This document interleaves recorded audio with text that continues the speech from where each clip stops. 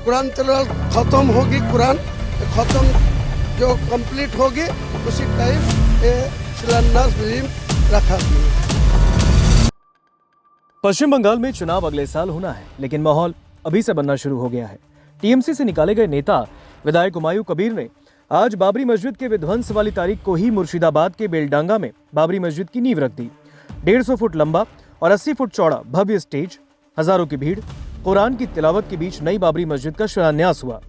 इस बीच मजहबी नारों के साथ हुमायूं के समर्थक ईंट लेकर पहुंचे।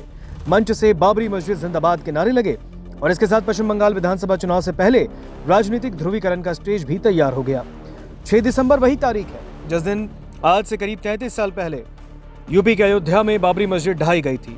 जैसा कि हुमायूं कबीर ने ऐलान किया कि मुर्शिदाबाद की नई बाबरी मस्जिद वैसी ही होगी जैसे पहले कभी अयोध्या में थी।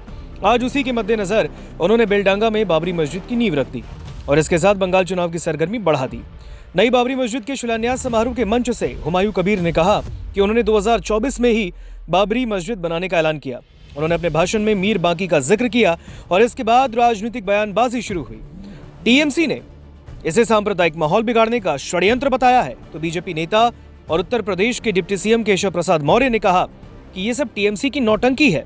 अगर बंगाल में बीजेपी की सरकार बनी तो वे बाबरी मस्जिद की एक एक ईंट उखाड़ देंगे। ये सब टीएमसी की नौटंकी है। बाबर के नाम पर एक भी ईंट रखी गई तो सरकार भाजपा की वहां आने वाली है, उस एक एक ईंट को उखाड़ करके फेंक दिया जाएगा।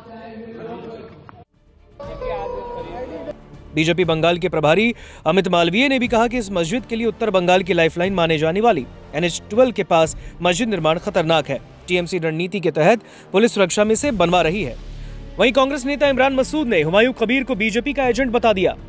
मानसिक रूप से विकृत लोग हैं।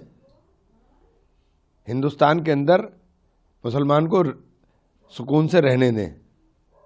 जो काम भारतीय जनता पार्टी या उसके लोग नफरत फैलाने का काम मुसलमान के खिलाफ करते हैं, आप भी वही काम कर रहे हो।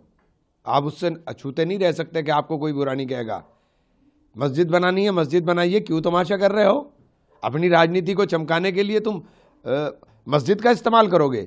मस्जिद सियासत के लिए है, मस्जिद इबादत के लिए है सिर्फ। उन्होंने कहा कि हुमायूं कबीर बीजेपी का आदमी है। वो 2019 में बीजेपी से चुनाव लड़े। वो देश के अंदर नफरत फैलाना चाहते हैं। मस्जिद इबादत के लिए है। अगर इतने ही बड़े मुसलमान थे तो वो 2019 में बीजेपी की ओर से चुनाव क्यों लड़े? क्या भारतीय जनता पार्टी की नीतियां उन्हें समझ में नहीं आ रही थी?